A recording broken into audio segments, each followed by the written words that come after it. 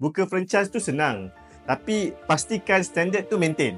So kalau tak, pelanggan lari babe. Okey, korang yang tengah fikir nak buka franchise, aku faham franchise ni memang nampak macam jalan pintas untuk berjaya. Sistem dah ada, brand pun dah terkenal. Biasanya korang tak perlu nak start dari kosong. Tapi buka franchise tu memang senang. Tapi nak urus dan maintain standard franchise yang betul tu sebenarnya memang penuh dengan cabaran. So, jom aku cerita kenapa ia tak seindah yang korang fikirkan. Pertama sekali, walaupun sistem franchise tu dah tersedia, korang kena faham konsistensi tu sangat penting. Kalau kau buka franchise, semua outlet kena ikut SOP yang semua franchisor dah tetapkan. Kalau ada outlet yang tak ikut standard, reputasi brand boleh jatuh dengan teruk. Kalau satu outlet gagal, semua outlet lain pun terkesan dan keuntungan korang boleh menurun kalau tak maintain kualiti yang sama. Kedua, maintenance standard. Ramai orang ingat franchise ni mudah sebab brand dah famous, tapi korang tak sedar kalau servis atau produk yang tak konsisten ni, korang akan hilang pelanggan. Customer loyalty ni sangat penting sebab kalau pelanggan tak puas hati,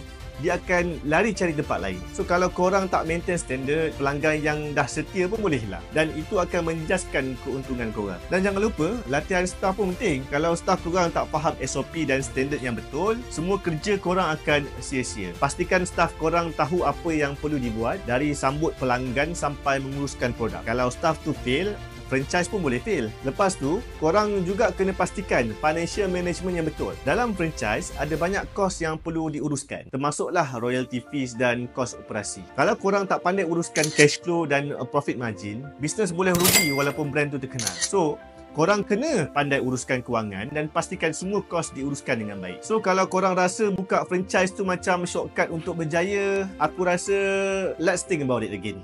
Memang franchise tu ada brand power, tapi kalau tak urus dengan baik, semua boleh jatuh. Korang kena maintain kualiti, latih staff dengan betul dan uruskan kewangan dengan bijak. Kalau korang serius nak buat franchise ni, nak jadi sukses, pastikan korang ready untuk hadapi cabaran-cabaran ni. Jadinya, nak berjaya dalam dunia franchise ni bukan hanya pasal buka kedai, tapi nak uruskan dengan cara yang betul dan pastikan standard yang maintain. Kalau korang nak tahu lebih lanjut pasal cabaran dan strategi franchise, jangan lupa untuk like, share dan follow aku untuk lebih banyak tips. Komen kat bawah kalau korang ada soalan pasal franchise.